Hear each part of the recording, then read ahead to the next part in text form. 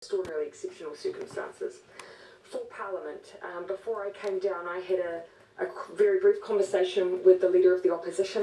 I conveyed to him the decisions that are being relayed here today, and I don't think he'll mind me saying that he was supportive of that.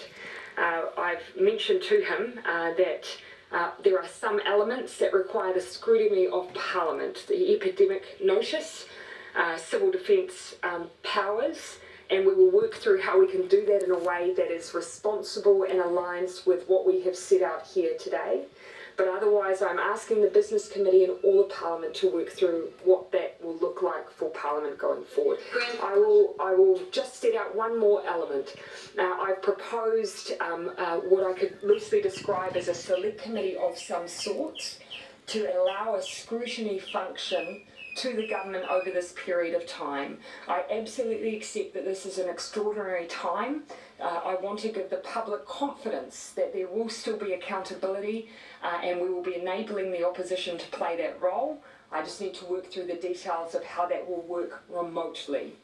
Prospect of a grand coalition, is that regards? No, look, as I've set out, my expectation is that we provide that role for the opposition to be kept up to date, to make sure that they're able to apply their role as those who are to hold us to account through a different form while we are in this remote situation. But I'll work through with them directly what that looks like, as I will with other parties. Will your moves today have, I know you've been asked about this before, but just to reiterate, has your moves today had any effect on the election day?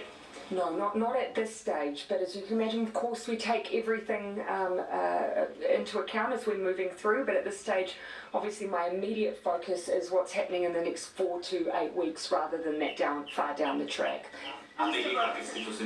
Sorry? Yes. So we have included media as essential, news and broadcast media as essential services. We will just need to make sure we work through how that can be operationalised in a way that keeps all of you safe as well. So how does that feel about I'll come to Jessica and then Jenna, I'll take you to Minister Robertson. Prime Minister, how does it feel delivering this news? I have a very keen sense of the magnitude of this moment in New Zealand's history. And we did not take this decision lightly. As we concluded Cabinet today, we were equally in the extraordinary position of having split into 2 groups so that we could maintain social distance from one another. And we all knew the magnitude of what we were doing. But we all absolutely believe this is the right thing to do. We will save lives by taking these measures now. And ultimately, we are taking them before many, many other countries did, and I hope that means we will not pay the price that others have paid. The business package extension, Ms. Robinson, does that still have the 6-week time limit on it? And is the 9 billion 12 weeks. Time limit on it, and is the 9 billion a strict cut-off? No, it's not. It's again our estimate. The discussion that you and I were having last week about exactly where it would be, that is the estimate that we've made. But again, it does not have an actual monetary cap on it. Yes, it is for 12 weeks. Obviously, we will review that as we go.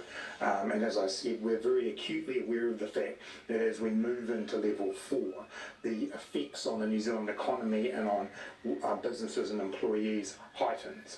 That's why I said we are moving urgently to further initiatives which we'll announce in the coming days. Australia did overnight, a couple of things Australia did overnight were raise benefits over a 6-month period by $225.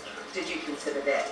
And are you considering letting people access their KiwiSavers early to draw down on savings? Yeah, look, we're keeping all options on the table. Obviously, we did increase benefits ourselves last week, not to the extent the Australian ones went up overnight, but we did increase them.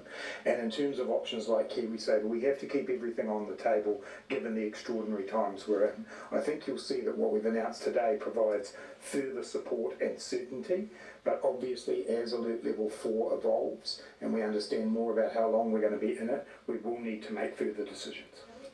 Do you think we're going to lose?